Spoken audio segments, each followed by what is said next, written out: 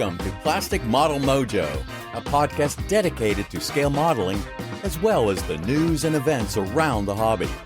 Let's join Mike and Kentucky Dave as they strive to be informative, entertaining, and help you keep your modeling mojo alive.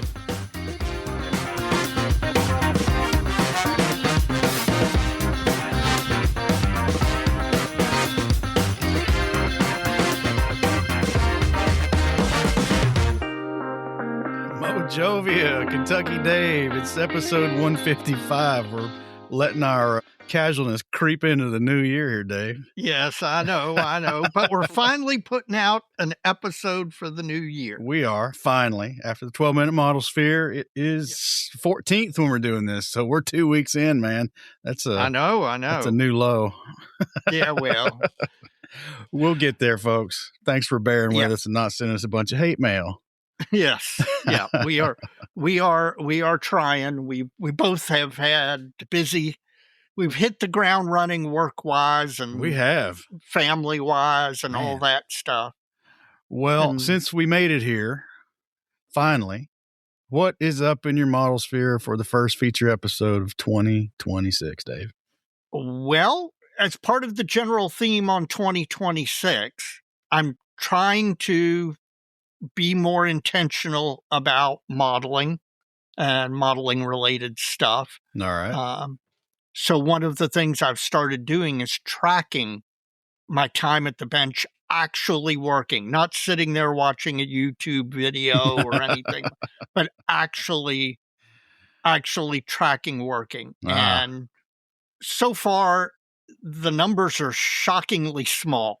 And I'm not surprised, unfortunately, but better luck as the year rolls out, my friend. But I'm hoping this will at least give me some accountability.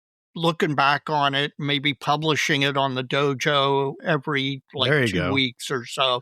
Then some of our friends can throw barbs at you. Oh yeah, well they do that already. Well, they can amp it up a little bit. Yep. Also, while we weren't able to make it down to Tennessee, and we've got HeritageCon coming up, and man, it is mid-January, and I am already looking forward to the end of March. I mean, it's ridiculous how much I am looking forward to seeing our Canadian friends, seeing the Minnesota boys. I'm just and whoever else we see. Exactly, and it is sustaining me through these cold winter months, which had been kind of pleasant until today when we started recording. The weather has turned on us, and heck with that. I want my 50 degrees back. Well, we're going to have a couple of Arctic blasts starting today, and then it's going to warm back up a little, and then we're going to get another one. Yeah. And it's going to make all of us sick. So, well, let's hope not, man. Yeah. So how about you? What's up in your model sphere? It's been a good week so far, or good. Well, yeah, I'll just bring it down to this week because I haven't had a lot going on in the model sphere yet. But, I was finishing up late afternoon. Was it yesterday or the day before? And I was messaging with Evan McCallum. He's working on a project, what is it? T-37, Soviet amphibian. I'm not going to say a whole lot about it because he's doing something on it, and right, but he seems to be doing a speed run through all the early Soviet armor all of a sudden because he did that BT-2 not too long ago. Well, it was interesting because there was a turret marking. He said he wasn't that familiar with Soviet numbering, but I looked at it a little bit, and it's the vehicle in the photo was one from the Kummersdorf Proving Grounds. It was a captured vehicle. Oh, okay. I'm like, man, that looks like maybe it's an inventory number because the numbers just didn't look like Russian numbers. I mean, they use the same numbers, but they have some stylized, well, we call them fonts today, but right. They had some stylized numbers that they typically used. Not just on tanks, in their handwriting and everything. But anyway, I started poking around the net because I had a little bit of free time, and I found a couple other captured vehicles that had the same kind of markings on them. But in the photo he had, these vehicles would have like the armor thicknesses and inclinations stenciled on them all around Right. Just for reference it was a proving ground. So they're doing research on captured equipment. Right. Well, the saturation in the image looks like the background of this rectangle that the black numbers are on is yellow, would be my first guess.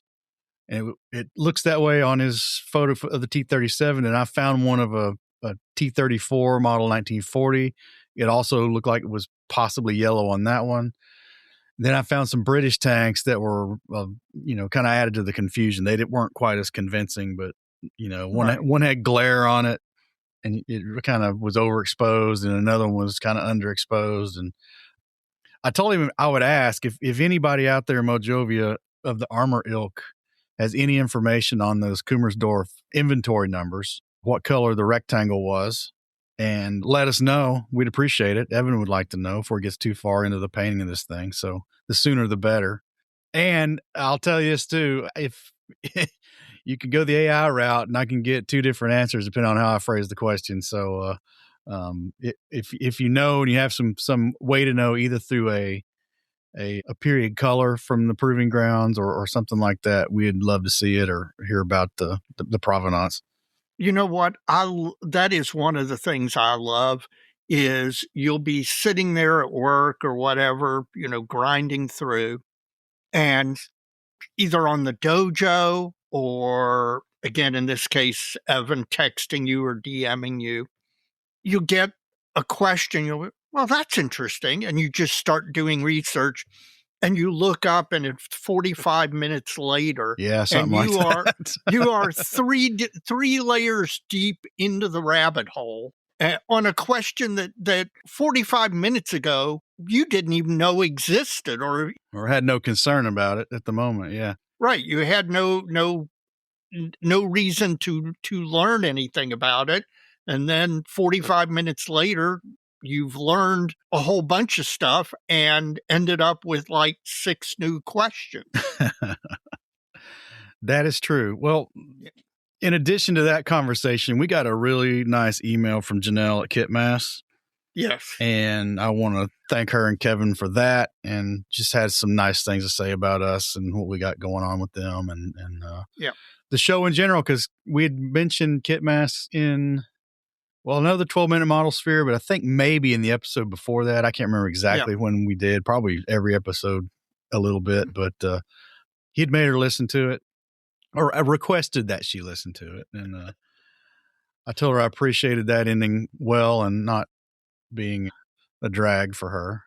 Yeah. But I got to hand it to her. She's engaged with this business and she's engaged with the community and she's engaged with learning about what all's up. So they're a dynamic duo for sure. Yeah. But the net of it is, and which I think prompted the email, we had mentioned about the discount code, the Mojo 30. Right. They're going to extend that up until the HeritageCon date. That's great. So if you haven't taken advantage of that yet, and they would really like to see some more people take advantage of it, that's a 30% discount on your order if you use the discount or the discount code Mojo 30 with your order, and they'll hook you up with some great kit masks or some stencils, whatever they got that you're interested in, and please take advantage of it. I mean, it's just they're just great. And I'm happy to have them back shipping into the U.S. again. Yes, exactly. So if folks didn't get savvy to that in the last episode or last 12-minute models for whenever we announced that, please give them some business. They'd love to interact with the Mojo community. So and they are great people, and they go way out of their way to make modelers happy. So you can't beat that. Well, that's been my model sphere. Okay, pretty good. Sounds good. Yeah, no, we're off to a good start in 2026. We are. Well, Mike, since we're recording the first episode of 2026, I hope you have an appropriate modeling fluid. I do. And what do we have? I have a nice little pour of the 14-year Balvenie Caribbean cask. Oh, God, that stuff is so good. Oh, that hurt. Oh, man, that's killing me. Oh, so it's a Scotch night. This was actually my Christmas gift to my wife. One of them. You have excellent taste in both wives and liquor. And I went up to her. She was winding down for the evening, preparing for comfort in bed and all that. And I took the shooter glass back there and I said, "Hey, I got a question." And Noah's perfectly reasonable answer. I said, "Can I have this much of your scotch to feature on the show tonight?" She was quite agreeable because I told her I'd stay out of it. Well, I don't know how you're going to stay out of it. I'm going to stay out of it. This is the one and done. I'm going to enjoy this one. Well, you should, because that is truly one of the best single malt scotches I've ever had in my life. I got introduced to it because modeling friend Skippy, one year for Christmas, I think it was Christmas, gave me a bottle of that, and God, it's so good. And it's not cheap. That stuff is... Well, it's not. I mean, for scotch, it is. Actually. Yeah, I know. I mean... Well, comparatively. Yeah. But, it's an ouchie if you don't like spending that kind of money. Exactly. But it's worth every penny. Hey, and I don't know if there's any big-time scotch folks out there in Mojovia, but this is finished in a rum cask. Right. If this was bourbon, it wouldn't be bourbon anymore. That's right. So is it still scotch? Yes, I think that the scotch doesn't have the same They don't rules. have the same stipulation. In fact, I wonder what the rules are for scotch. Well, I don't know. But that's neither here nor there. What do you got? Well, I have, believe it or not, the last of the beers that we got in Hampton in the summer of 2025. This is another one that Bill Moore gave us. It's called 10 TENN Golden Lager out of Tailgate Brewing in Nashville, Tennessee. Yep. Gonna work? That one's gonna work. All right. We'll talk about it at the end of the episode, but that one's gonna get us there, or get me there. You're gonna have no problem. I'll have no problem. More on it at the end. Yes. Just drink it slowly. I am, because I'm not going to get any more of it. It's not that much to begin with, so we'll nurse it. You got it. Well, let's not nurse the listener mail. All right. We got a little bit. Got some good ones, I think. Okay. First up, well, two real quick. Michael Aluzzi and Frank Blanton have both sent us some right before the holidays, and they're both kind of holiday greetings and then some suggestions. Okay. So, emails received, gentlemen, and we'll see what we can do on those. Not going to disclose the topics. But I will say, and we've said this before, if you all are out there and you have ideas for topics, suggestions for how we can change the podcast to make it better, things that you don't like, things that you think we ought to cut out, etc., please send those in. Mike and I, we can't promise that we will take every suggestion or whatever, but we'll at least give it consideration, and we really do appreciate that kind of feedback. Well, after that, we've got one from Eric Kinser from Menlo Park, California. Yep. And he wants to know if I am familiar with AJP maquettes and their French Marine Catapult Type 3.5T in 72nd scale. I am intimately familiar with this. Well, with this vendor, unfortunately. Yeah. He's got my money and I don't have a catapult because that kind of thing happens in the cottage industry. Yep. But then I noticed a link in his email. Uh-huh. And it's to a web store. Oh, really? That shows there's one in stock. So a third party. So I fired them off an email. Yeah. And if this sucker's in stock, I'm going to pay for this sucker again. And hopefully I'll get it this time because I want it. I understand. There are a number of things I've done just that for. I get you. I feel you. And if this pans out, Mr. Kinser might have backed into a 00 special agent. Oh, yes, absolutely. Denotation. So, yes. We appreciate the email. Thank you for putting the link in. This at least gives me a glimmer of hope that I might actually be able to obtain this thing. Else my Loire flying boat will probably never get built. Yep. Both of them. Yep. Well, there are a whole bunch of them. There are a whole bunch of great French seaplanes and flying boats that would work. Next is David Mason from the Mid-Michigan Model Makers. He is reminding us of 4M Model Mayhem. Yeah. Again, coming up, and sent the flyer in. But it reminds me to ask again, folks with shows in February, if you'd like to get on the Model Show Spotlight.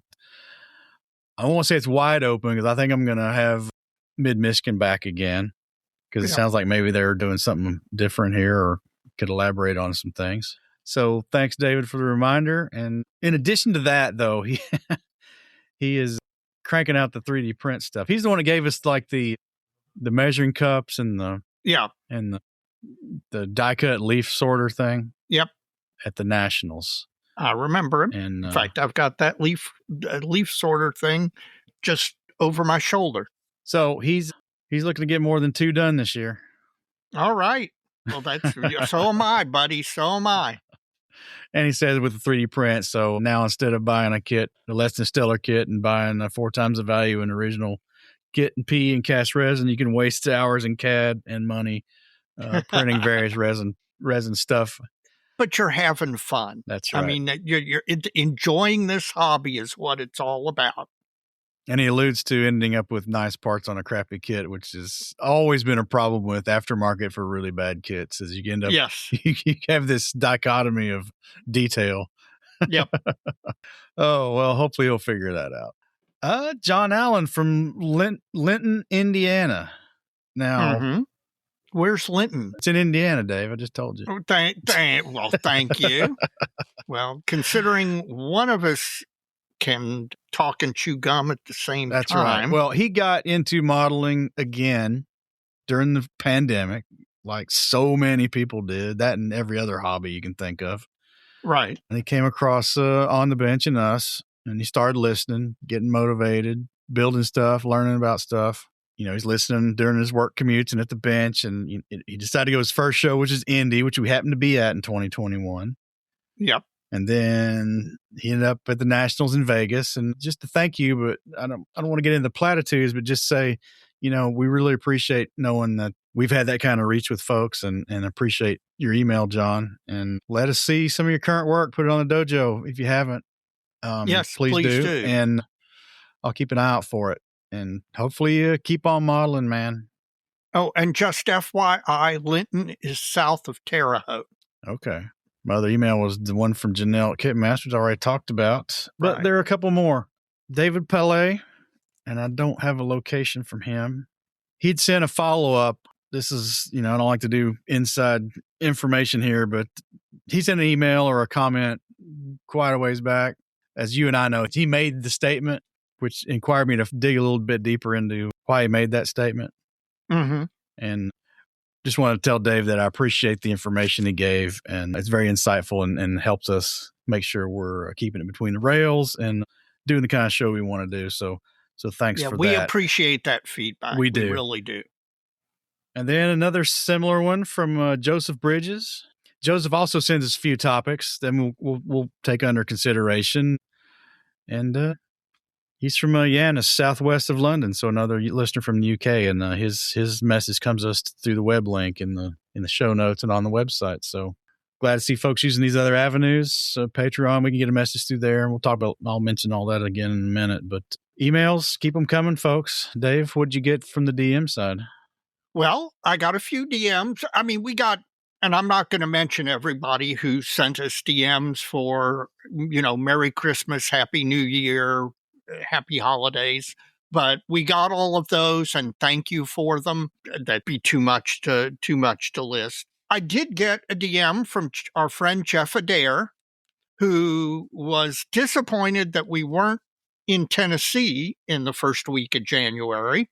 Yeah. But wanted to know if maybe AMPS Atlanta was a possibility. And unfortunately, I don't think it's going to be, because I don't know about you, but I'm kind of husbanding my resources for Hamilton, for AMPS National in South Bend, and then for the Nationals and HeritageCon. we got a lot of stuff going on. Well, I've got a situation into March into April that's back to back to back. So they're not all modeling. 2 of them are, but one of them's not. But I'd like to get to all of them in some capacity. So I gotta husband my resources as well. So Chattanooga is just, man, it's just a little too early for me. Yeah, that's hard for me to do that. But now if you want to call up my employer and talk them into giving me more paid time off, I'm all for that. But other than that, we Mike and I both work, and so we deal with the realities of having X amount of time. And well, even if I had the PTO to spare, there's just how many weekends can I be gone and get away with it? Exactly. It's a lot. It is. Someday. So thanks, Jeff, for inquiring about AMPS Atlanta, but I don't think we're going to make it this year. But I wouldn't mind making it back down. I love the AMP shows. Christian Gurney, our friend from Bases by Bill, he sent me an article on Hornby, which is the owner of a number of hobby lines. The one that's important to us is Airfix, and talking about some financial difficulties they're going through, just because he knew that I have an interest in the business side of the hobby. And it was very kind of him to think of me when he saw that article and send me a copy of it. And I'll be interested to see what happens to Hornby and by extension Airfix in the coming year. Next, George Welch, longtime listener, had reached out to me because he had heard me talking about how my tremors seemed to be getting a little worse. And it turns out that George had the same problem, and he actually underwent the medical procedure, the deep brain stimulation procedure, which is now a kind of a cutting edge procedure for people who deal with these type of essential tremors. And he underwent the procedure and wanted me to know that it eliminated his tremor completely. And I've thought about it. I tend to stay away from hospitals and surgery, but just as a general rule. But I won't rule out, especially if it continues to get worse, that I may go that route. So I appreciate hearing from him that he did it and that it was a major success for him. So thank you, George. Next, I had 2 really great DM interactions over the past couple weeks. One of them is Carl Barrow.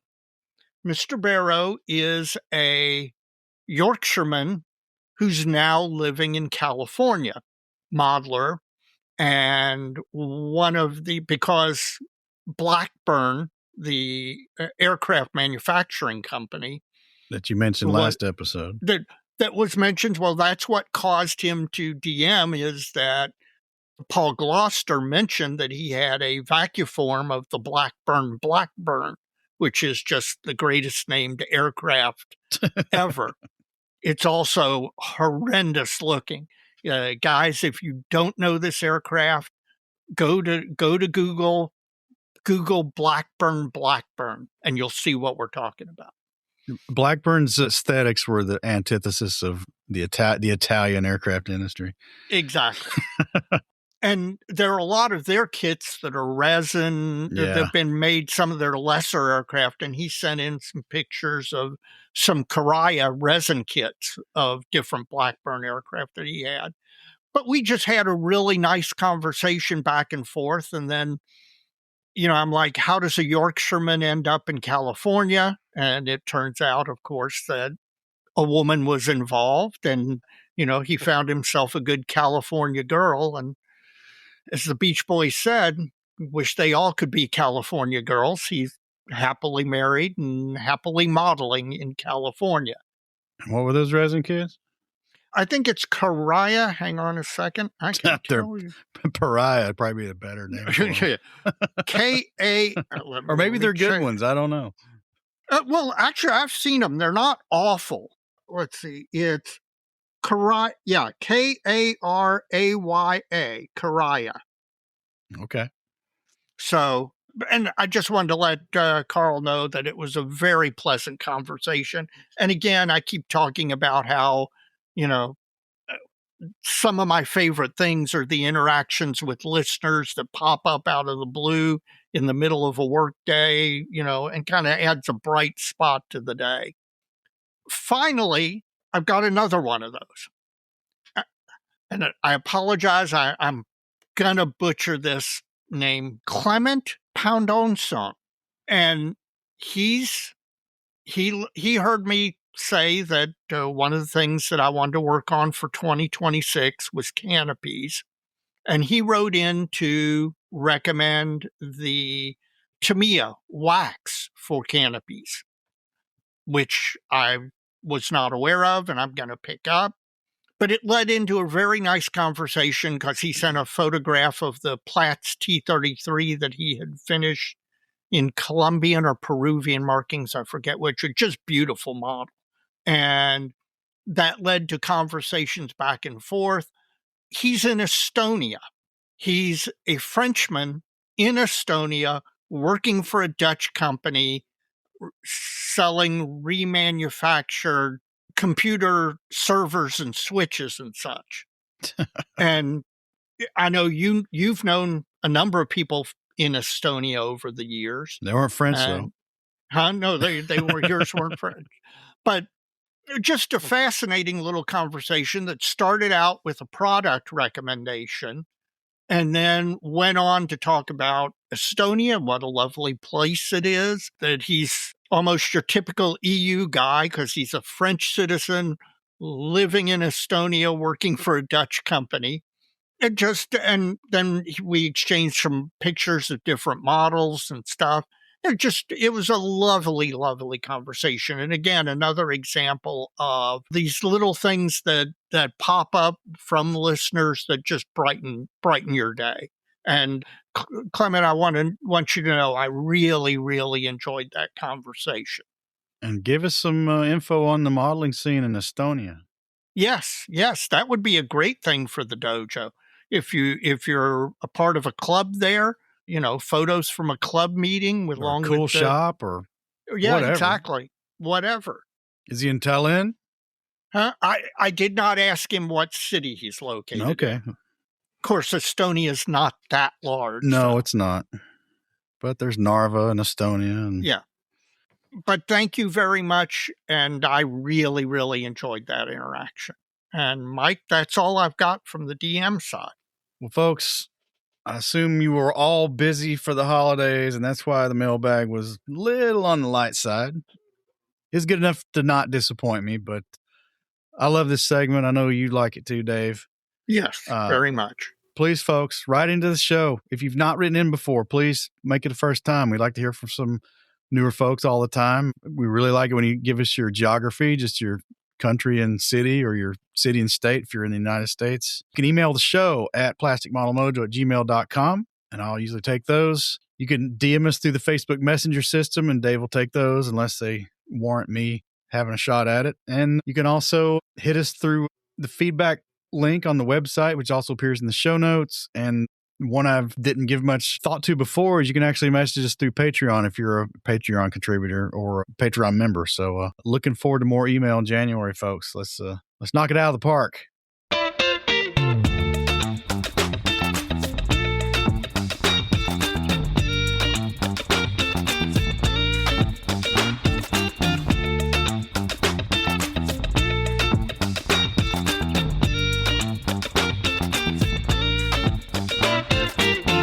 Dave, it's 2026. There is a lot on the horizon. It is a beautiful, unpainted canvas for us to model on. Modelers like instructions, even connect the dots. So just generally, what's your kind of outlook for 2026 without getting too much into the other topic lines we've got going forward in this segment?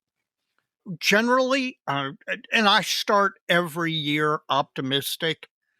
Sometimes I end every year a little pessimistic because I didn't get done what I had set out to get done, and then I get hit by the dark time. So the end of every year tends to be a little bit down. But when you come to the beginning of every year, the whole year's laid out in front of you. You've got all these model shows you're planning on going on. In fact, you're probably already conversing with other folks who are going to be at those particular shows. Which we are. making arrangements for lodging and, okay, how are we going to meet up? Who's going to fly in? What's the transportation, etc. That's energizing. That gets the mojo flowing right away because you're anticipating all of that. You're looking at, okay, I didn't meet my goal last year for the number of kits I wanted to complete, but this year's a new year, and by gummit, I'm going to complete more this year. I'm going to hit my goal, whatever. Or maybe you've got that magnum opus project that you finally said, okay, I'm not going to live forever. If I don't do this now, I won't get it done. It just, I mean, I always like the first couple of episodes after the new year, just simply because it's so full of hope and promise and optimism. And I'm looking forward to the year. To reflect back on 2025, we had a great 2025 as far as the podcast goes. We did. We hit the ground running, and we put out a whole lot of bangers. We got to interact a ton with the membership or with the listenership and the folks on the dojo, etc. And if 2025 turned out to be that good, I've got great hope for what 2026 will look like. How about you? Well, I was ready to call 2025 worse than 2020 until the holidays. It was pretty bad. This is not the podcast. Right. This is all the life other than the podcast. Though, you know, I went back through and looked at all the guests and stuff we'd had in 2025, and we had some good stuff, no doubt. Yep. There were a few things that were interesting I discovered that we didn't get done. Uh-huh. There was one recurring guest who did not appear at all in 2025. And that was Mr. Husted. Yes. We got to get him on. Maybe we'll rectify that in 2026 after we sit down and talk to him a little bit. Maybe at HeritageCon if the weather doesn't keep him away. Yeah. 2026 is already off to a much better start. By this time last year, we'd already totaled a car and I was nursing a kidney stone. Yeah, oh, God, I remember that. Oh, God, that was so long ago. I had forgotten about it until you mentioned that. So things are looking up. The holiday season was good because my oldest son got some clarity on an internship in our nation's capital in D.C. and got a little stipend money for that. That was going to make that a little easier on the family. And we got him moved last weekend. That was a slog, but oh yeah, we got him there. He's living large now, and Mama's cried and all that great stuff. And he's doing what he wants to do. It'll be a great experience. DC is a great place to visit with all the museums and the history and everything. Living there or in the surrounding areas is very difficult. You know, my wife's family's from Southern Maryland, so I've spent a lot of time in and around DC, but it's a once-in-a-lifetime experience, and he's young, and that's the time for him to do stuff like that, you know? It is. Well, I'm glad you got him all moved in. So all that stuff is making 2026 start look good. So the first thing I did New Year's Day was clean off my bench. I think that's a good start. That is a good start. I really do. And we'll get into where that's going in a little bit. But yeah, just generally, again, like you, positive, excited for the podcast, for the building of models, for the seeing of people. Looking forward to this year, man. You and me both.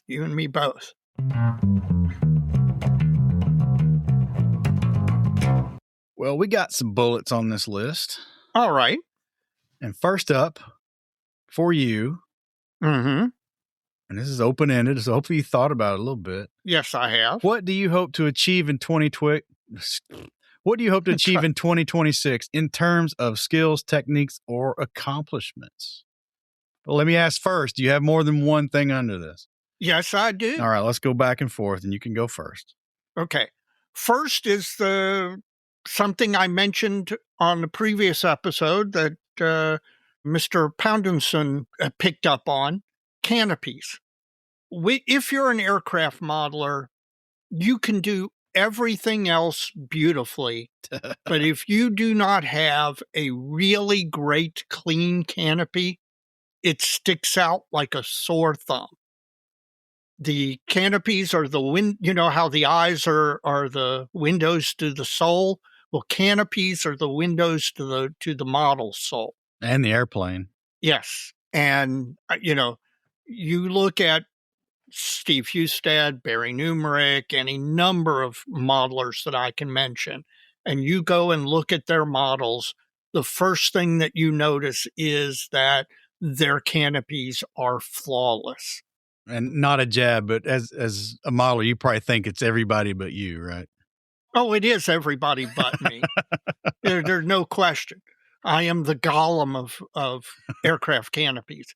And so 2026 is the year of the canopy. 2025 was the year of rescribing and engraving, and I actually concentrated on that. I learned stuff, I asked people, I experimented, and I got better at it. And I'm going to give the same dedication in 2026 to canopies that I gave to engraving and rescribing in 2025. And hopefully, I'm not going to get to Barry, Steve level, etc., but I can step up my game and make my canopies look a magnitude order better. And so that is my number one goal for 2026. How about you? Well, I don't know mine are in any order, but I'd mentioned it before, like you did canopies. I would like to finish 3 this year. Now, I know that's not very many. And I know we talk a lot about... It is for you. It is. We talk a lot about maybe the finish isn't the most important. Right. So let me rephrase it. Say I'd like to finish 3 and have the degree of fun I would like to get out of it, no matter how long it took me to finish it, but get 3 done by the end of the year. Yeah. Now, it's front loaded because the KV-85 is getting close to primer. Right. The Mooseru build is getting close to primer, parts of it anyway. Some of it already have been. And then there's another one to be determined. And then that's 3. And there may be more starts than just the one after I get one of these done. Yeah. So I would really like to see myself find a sweet spot where I can get 3 done, but not feel rushed, not feel obligated, and just enjoy it. Because, since we started this podcast, my output has gone up, folks. Believe it or not. Believe it or not, it has. But I'd like to maybe get a few more done because kick it up a notch. But I want to enjoy it. I want to have fun. So and we'll talk about it after March and after HeritageCon. We'll talk about the Mooseru. Obviously, it's all under wraps now. But one of the things I love about that is that you're doing something that you're going to learn something from. Yes, and it's going to be very valuable in future modeling. And that's how I get through that project when it's my turn, is I turn it into something that's useful to me. Yep. And I'm really excited about it, and we can't talk about it, but... Yeah, we could, but we're just not going to. We're not going to. That's how we are. Yeah. And so I am looking forward to that. I will tell you. And that will build into picking up something new for 2026. What you got next? Well, my next is actually related to your next. I defined it as speed. Yeah. Now, it's not just speed. It's not just putting parts together quicker or airbrushing quicker or decaling quicker. God knows. But it's a combination of when I'm at the bench, not getting distracted. It's focusing on the modeling. It's not finding things to waste time. And It's utilizing available time. When I've got time to model, get down to the bench. Don't find something upstairs in regular life that isn't necessary to do immediately. Because you'll find it. Yeah, because the Lord knows, if you go looking for trouble, you're bound to find it. That's right. As they say. Wife, children, pets. There's always something that you can find that needs that you can occupy yourself with doing, and avoiding doing that, and therefore causing yourself to avoid the bench is a killer. It's already happened some this year.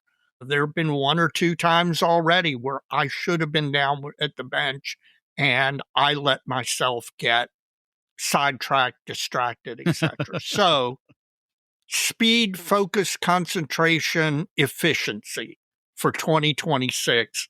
And I'm hoping the result of that will be more completed models at the end of the year. Well, my next one and my last one for this part of the segment. Well, you got one more than I do, so go ahead. Okay. You only have that one? Yeah, those are my 2. Okay. We both have 2. I'm staying focused. Okay. And there's 2 other segments here we got to get through.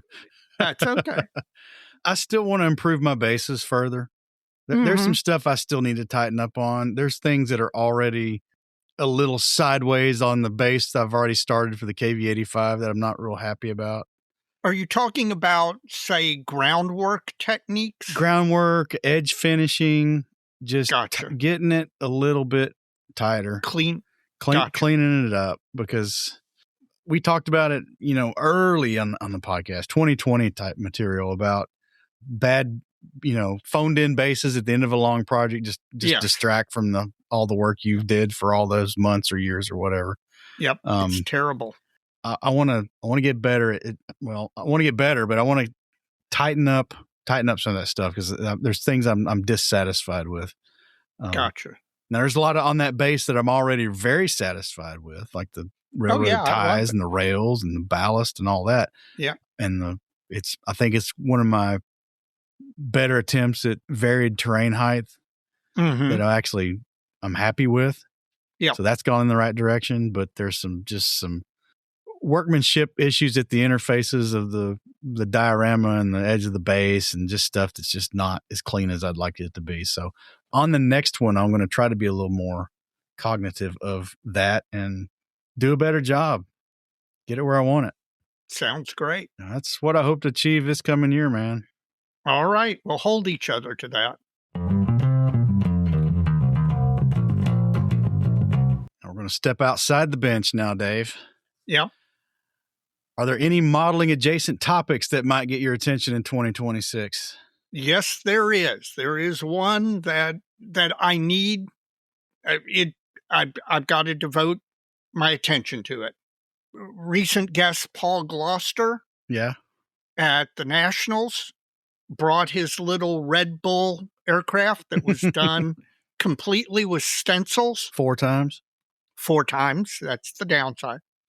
And I talked with him, and he gave me many pointers, because he's got one of these Cameo stencil cutters. Yeah. You're right. And he is a fount of information, and I am going to tap that fount hard in 2026, because I bought this stencil cutter a year and a half ago. I've used it on 1 project so far. Oh, you're justified then. You're good. Well, no.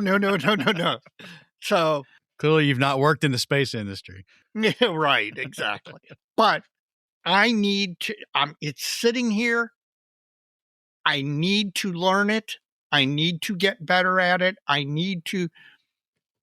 don't want a second hobby, which is why I didn't pick up a 3D printer and start having you teach me CAD, because you don't have the time to teach me, and I don't want another hobby. Time to teach me. Yeah, well. But I've got this stencil cutter. I think I can avoid making it a second hobby, but I can certainly use it and learn and be able to do a whole bunch of stuff that I'm not currently doing that I think will make my models look better. So 2026 is the year of the stencil cutter. Paul, if you're listening to this, you and I are going to have so many conversations. You're going to be sick of me if you're not already. And I am going to learn the stencil cutter so that by the end of 2026, I am regularly designing and cutting stencils and using them on my models. How about you? I want to get phase 2 of our website launched. I really, really am itching to do that. And we've already started lining up some help with the content side of that, but that doesn't happen until we actually get the infrastructure of phase 2 out there on the server for us to start using. So, and folks, I'm going to be honest, the single biggest holdback on doing that is money. Mike and I have to justify to our wives spending not only the time to do the podcast, but the money that we spend and the Patreon and other supporters, PayPal, etc., are really, really helping us out in that regard. Yeah. But to get this next phase of the project done, we got to come up with some not insignificant money.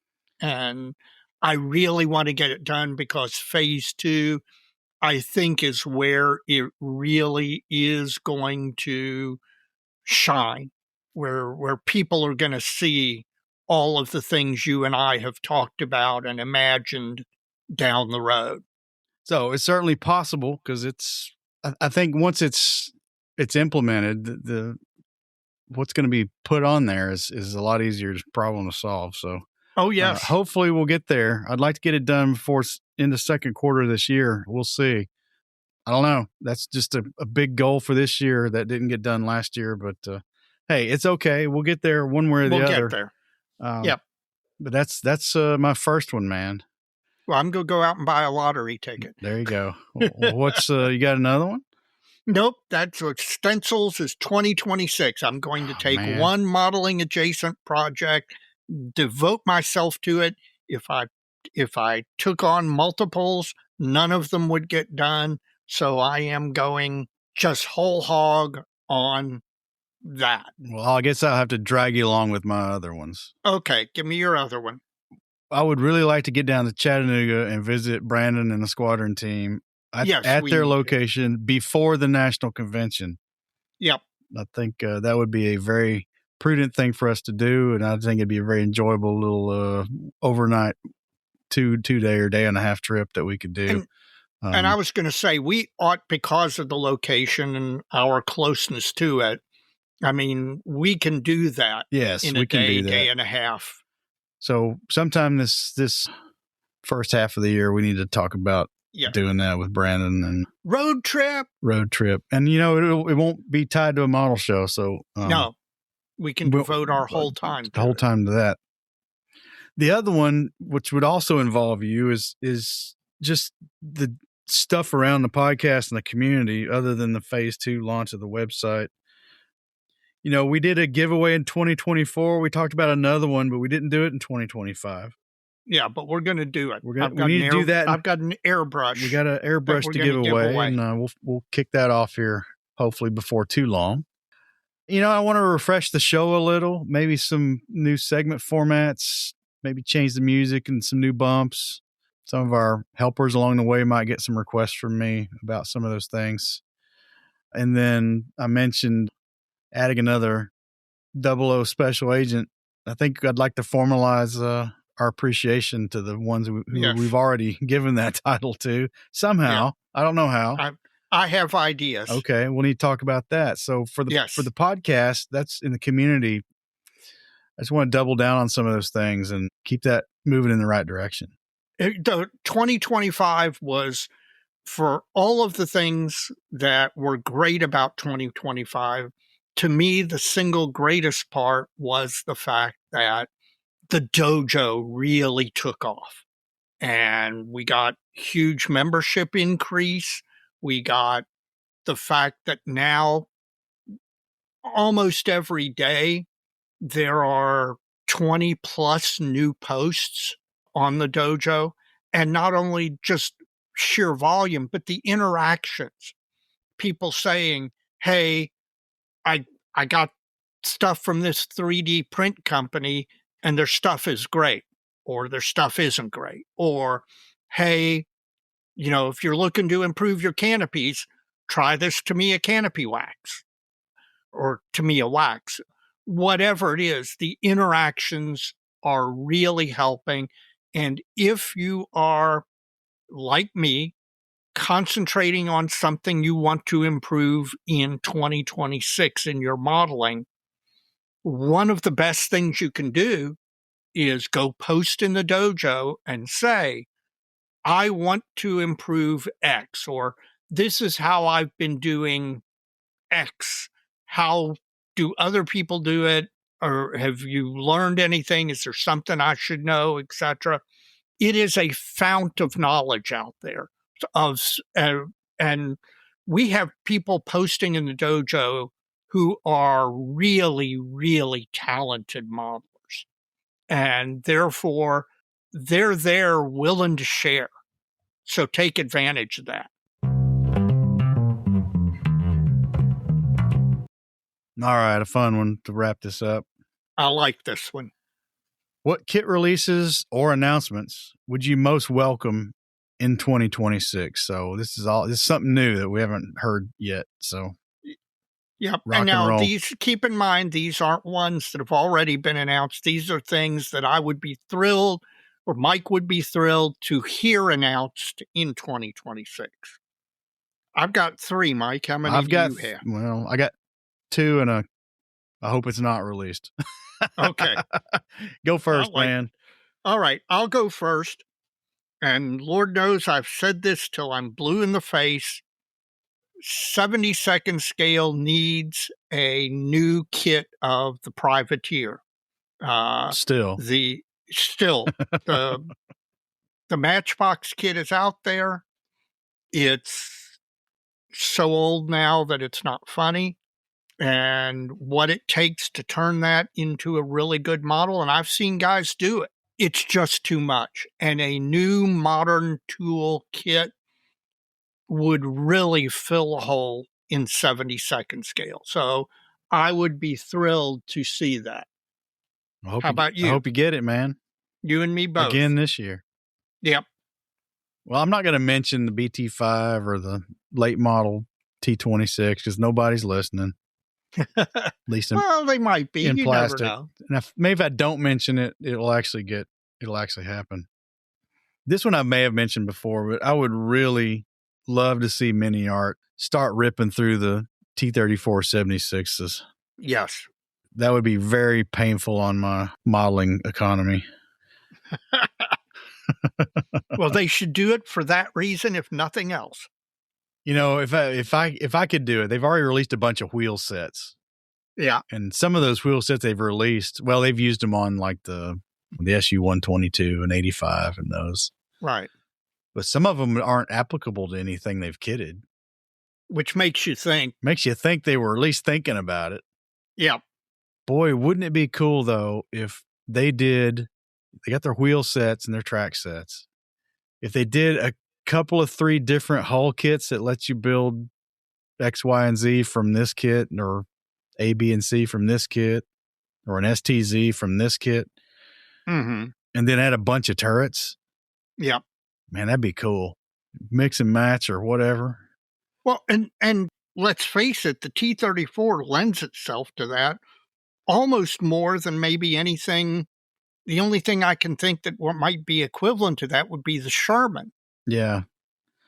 I think they would, no, they're not going to do it that way. They're going to box full kits, and that's fine too. But would like to see them in some capacity besides their wheel sets start down that path.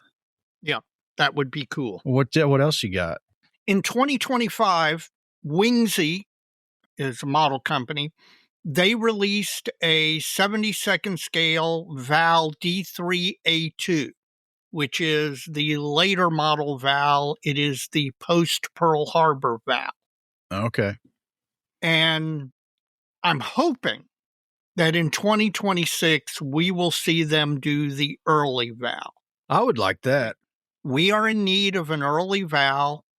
And if I'm going to do my Pearl Harbor aircraft, I need a new mold early val. So they're 90% of the way there with their late model val. It's just going to take a different canopy, and you leave off the spinner and a couple other minor changes, and you got a D3A1. So here's hoping that 2026 brings us a D3A1 val. Well, we saw the release from Ryefield of the JSU-2 or the JS2, the tank. I would really like to see them do the 152 self-propelled gun, assault gun on that platform. One, because I don't have one in the stash from Tamiya, and I would just give it to Skip. If they did it, I'd just give it to Skip and go straight to theirs. I like their kits, at least in the box. I need to build one so I can make a really informed comment about that. But I suspect they'll probably do it. It would kind of make sense, but we'll see. I would really like to see that. And there are a number of famous pictures. Oh, yeah, there's tons. In late 44 and early 45 of those things.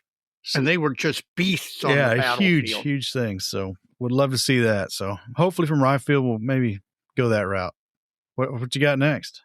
My final one is a long shot. In 72nd scale, I would like to see a kit manufacturer do a 14-meter Daihatsu. And what that is that's a Japanese landing craft. And these things were ubiquitous all over the South Pacific. Is that the one in 35th scale was scratch built at the Nationals? Yeah. Okay. Exactly. That's with the that field person gun had in it? scratch built. Yeah. You're right. One with the field gun, like in a river. Yep. Or type a canal setting, or something. Yeah. Canal or whatever. I would like to see an actual kit. Heck, I will take a 3D printed kit of that thing in 72nd scale. And I'm here to tell you, if somebody does one, I will buy more than one, because I have ideas. I've had ideas for 15 years, and I've even thought about scratch building one. I'm that desperate, but there are too many other kits to go ahead and build. And while I build those, I can wait for somebody to finally get around to it. But I want them to get around to it in 2026. All right. How about you? Well, I don't have another welcome 2026 kit, but in 2025, Dragon put out the line pencil sketch of a Panzerwerfer 42 on the Maltier as a future release. Man, I hate to say this, but I hope that's a pipe dream. How come? Because it's gonna cut into my kind of magnum opus want to build. Yeah. Really, it was on the short list we made of 3 for the coming year, a couple episodes back. Yep.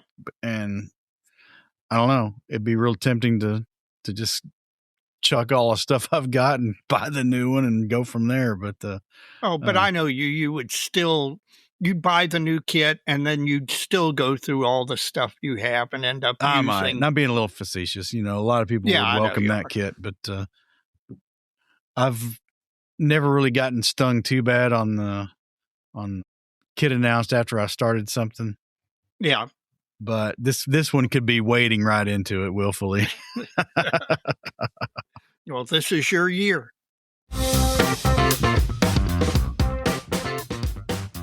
Model builders know Bases by Bill as the place to find one-man army paint masks, and now there are even more to choose from. The newest releases include the new Kotari Messerschmitt BF109K4 set, along with 11 other fresh additions, all available now and all with free shipping. When your project's complete, show it off with a display base from Bases by Bill. Choose from Japanese and U.S. carrier decks or airfield-style bases perfect for any aircraft. Every base is available in popular scales from 1/144th up to 1/32nd, and all are crafted with precision and care. And for something truly special, Bases by Bill creates custom hardwood bases with engraved or full-color placards, unit emblems, and national insignia, the perfect finishing touch for your next showpiece. Visit basesbybill.com because there's always something new at Bases by Bill. Well, those guys always got something on their bench. Yes, they do, man. And hopefully we got something on ours. Well, yeah, I got stuff on my bench, and I've actually been modeling. I got a good running start. The first week of January was pretty darn good for me. All right. Concentrating on getting this Hellcat done. I'm in this phase where I'm putting these fiddly little stencil decals on, and they are a pain in the butt. And given my limitations, I can only get about 5 or 6 of them on the model before I have to walk away, just simply because they are so fiddly, and with my tremors and all, it's a lot of work to get one down and where I want it, etc. So I did a lot the first week of January and got a fair amount of those done. I'm over halfway done on those, I think. But the second week of January, which we're in currently, I haven't gotten diddly squat. I haven't gotten to the bench. Now, this is almost all work related, and this happens to all lawyers. January is when everybody who's been putting off every legal issue that they have suddenly decides it's the new year and they need to get this stuff resolved. And I come home from work exhausted because I've been working nonstop the entire time. So far, the second week hasn't been good, but I have hope. And I'm going to get to it. And I'm going to focus. I'm going to get faster, and I'm not going to get distracted. It's 2026, and things are looking up. So how about you? Well, I mentioned last episode that I didn't really have a dark time. I had a dim time. Yeah, you made some progress. So at this point on the KV-85, all the fuel retainer straps are done. I may have mentioned that before, but I'll mention it again. Those are all done and waiting in the Chesterfield tin to be put on the model. Mm-hmm. The rear hull grab irons are all done. And I'm just still popping the popcorn, man. I'm trying to get all these little pesky things done that can be added at the end. So like there's I've got it all in my little Chesterfield cigarette tin. There's a bunch of the toe clevises for the front and back that are three more of those need to be cleaned up. There's some parts that need to be cleaned up for the turret, the latch on the loader's hatch. Those detail and the hinge for that needs to be finished up and added to the turret so I can prime the turret. Just chipping away at it. But it's been kind of on pause because the Musaru Cup build, the little rally racer thing, right, needs to get done. Yes, it does. And I've got the body assembled. I got all the gaps from all the trim pieces and body trim that went on it. It's really not that great a kit, honestly. But I got all that assembled, got it all filled, got it all smoothed out. It's looking good. So I'm going to prime it and see what I missed. And then it'll be ready for paint, hopefully soon. Well, the bad thing that happened was the span across the top of the windshield. Yeah. Had two mold fill points kind of on the first and third of the length, right? So it had a knit line in the middle of it, which is a weak point. When I cracked it, it broke right there. So I've got it glued up. I got to get it primed and see if I've got that filled enough, or I need to go back and fix it, or if it's even fixable. But, oh well. Can't do much about it now except fix it the best way I can. Again, the body's ready for primer, so that'll get taken care of then. I've started the interior painting. I've got some base colors down on all the interior parts. I'm getting ready to do a little bit of, I'm kind of making the seats look like a mixed material. So right, the cloth and leather. So the center sections are going to get a color. Well, all the interior has been painted one color. I'm going to get a clear coat on some of those parts, and they're going to get masked. Then a darker color is going to get sprayed on them. for a little bit of material look contrast. So I guess that's something I'm trying on this. That's not the main thing. Well, it's learning. It's learning. No, what I'm looking forward to is that one thing that you're doing on this project that really will have benefit, not only on this project, but will definitely provide us with useful information, which we will then share widely with the dojo. We will. So that's where I'm at. So things are moving. I didn't have a lot. I've not touched it this week because, we drove to Washington, D.C. and back in a weekend and a day. So that was rough. Did you go up and down the Shenandoah? No, we went that way going, but we came back through Western Maryland and down through West Virginia. So, which is the quicker route, actually. It is about 30 minutes quicker. But anyway, it's, it cut into my modeling time because it cut into my rested situation. So right. Hopefully this weekend I'll get some stuff done. Plastic Model Mojo is brought to you by Squadron. Head on over to squadron.com for the latest in kits and accessories, all at a great price and with great service. Squadron, adding to the stash since 1968. Well, Mike, have you been spending any Christmas money on modeling stuff? I spent my Christmas money, but not on modeling stuff. But I have spent some modeling money. Okay. The thing you keep alluding to with the Moose-Roo Cup is a custom decal sheet. Yeah. That I've designed and I'm having printed. And we'll get into that a little bit later once those arrive and once the Moose-Roo Cup is disclosed.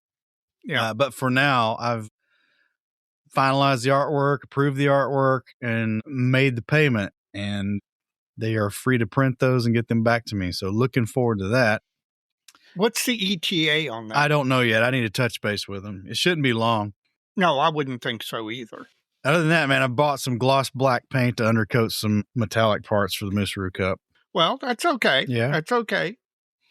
Well, for me, I haven't spent a ton for a number of reasons, but I did go out and buy a pair of, these are called weighted gloves.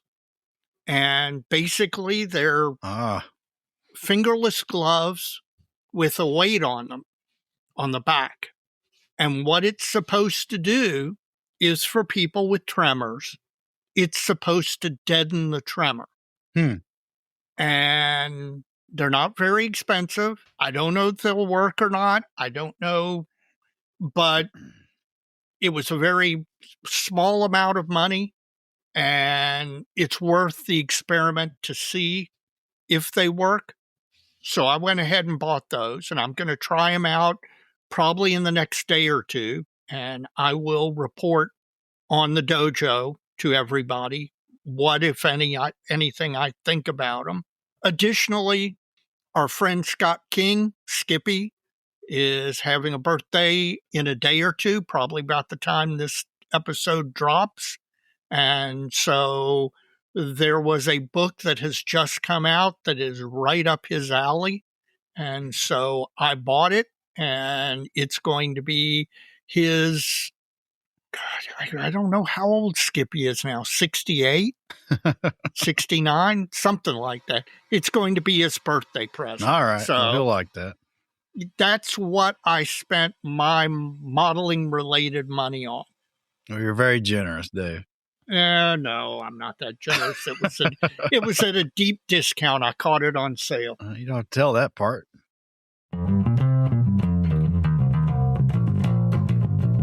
Folks, when you're done with this episode, you would go to the app that you use to listen to the podcast and rate the podcast. Give us 5 stars. Make sure you're subscribed. We appreciate it. It helps raise the visibility of the podcast. Additionally, the best way for us to grow is for current listeners to recommend us to people who aren't currently listening. You've all got model friends out there. I know you do. Please recommend to them if they're not listening to Plastic Model Mojo, please recommend that they do.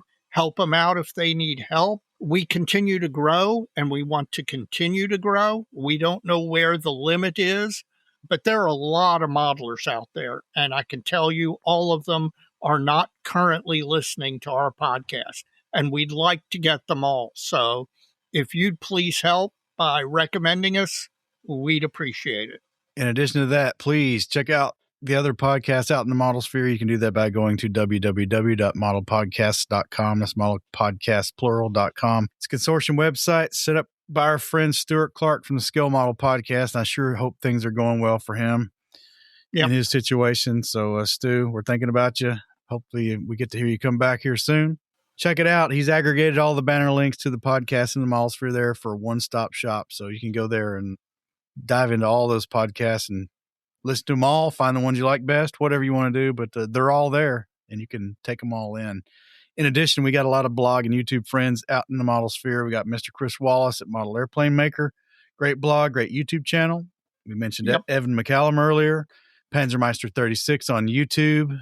Looking forward to seeing where he goes with this T-37 he's building. And he's had a pretty recent drop as well. So you're going to want to check that out. If you're into armor modeling and armor weathering, he just does a great job with his videos.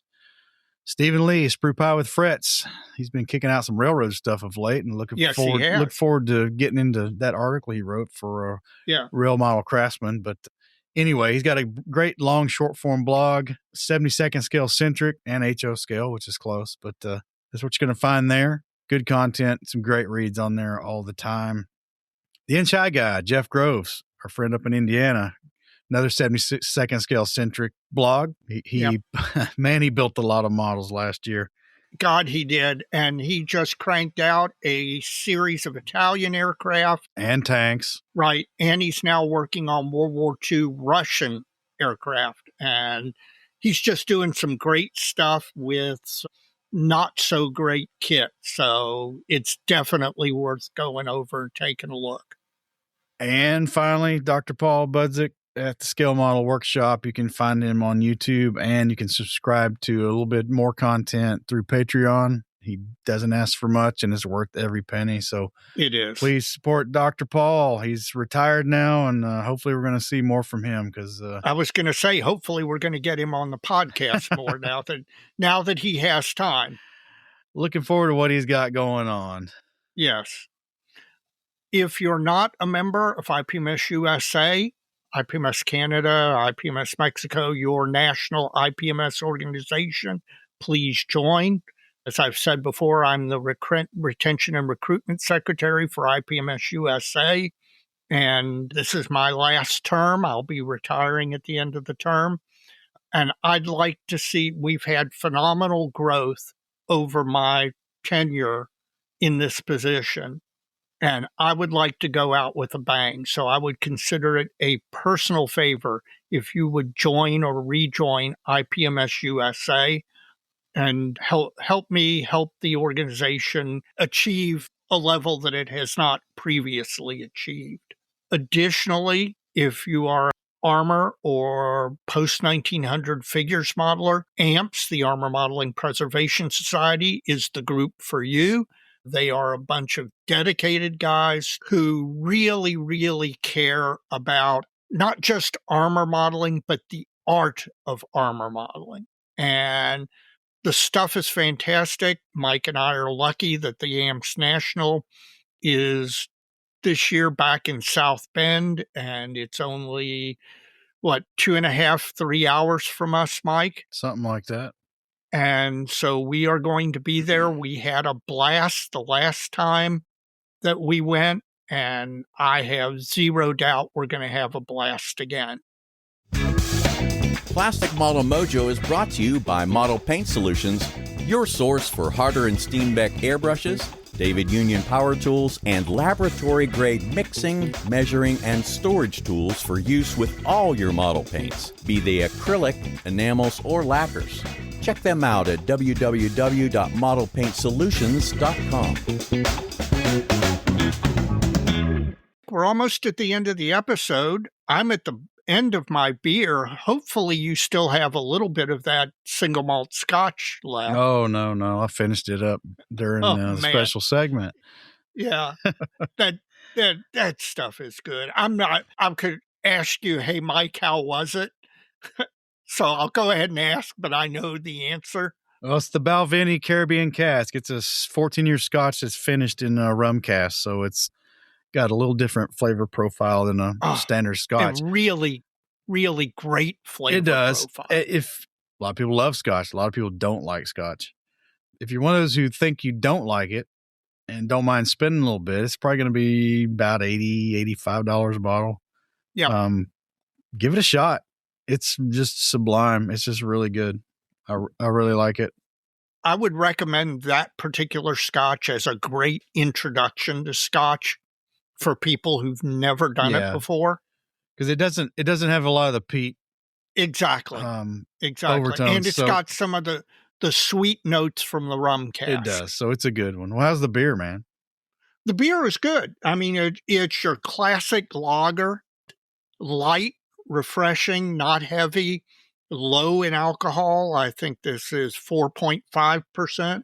So it's about what you get from your classic mass market commercial beers, Budweiser or Coors or something like that. An excellent beer. I can see particularly a summertime beer. So we thank Bill Moore for it. It's a great way to end up all the beers that we got from folks at the Nationals. Now we truly are at the end of the episode.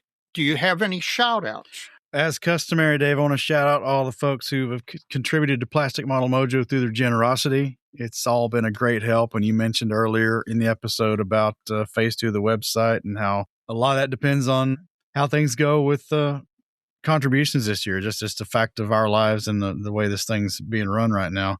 But if you'd like to contribute to the show and be like folks like Mr. Dave Brown or Mr. Steve Cherazowitz, both these gentlemen have joined the growing list of contributors to Plastic Model Mojo. We've made that as easy as possible.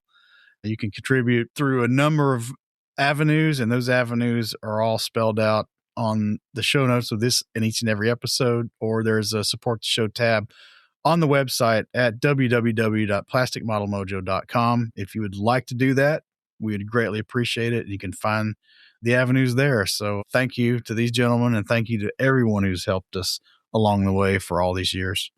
Yes, very much so. My first shout out is a sympathy and extended condolences to our friend Warren Dickinson, modeler in Southern Kentucky. His wife passed very quickly right around Christmas, New Year's time, and they'd been married forever. And this was kind of a sudden occurrence, and Warren was up at our show, and I got to have dinner with him in September along with Inch and Skippy. And I just want him to know that we are thinking about him, and he's in our thoughts and prayers. Two more real quick. One, I mentioned it already, but happy birthday, Skippy. I don't know what number it is, but you're a great modeling friend, and I am happy to see you complete another circuit around the sun. And then our good friend, the Podfather, is in Europe right now, traveling with his lovely wife, posting to Facebook. He's bouncing all around Europe and leading the good life. And he's going to be in the U.S. later in the year because he's going to the Nationals with us. So I want some of that Australian State Emergency Services PTO, man. Yeah, I know. He's got some good PTO. We got to talk to him about how we can get some of that. I think it probably will involve moving to Australia. But I just want to give him a shout out, let him know that I've been enjoying following his adventures across Europe with his lovely bride, and look forward to seeing him in the summer of 2026. Is that all your shout outs, Dave? That's it, brother. Well, man, let's get this 2026 down the road. Let's get some models finished. Let's start some new ones, and let's meet some new people and hang out with the ones we know. That all sounds great. You know what they say, Mike. So many kits, Dave. So little time. All right, man. I'll see you soon. I'm going to be in town a week or so. Yes, I know. We're going to get together for lunch.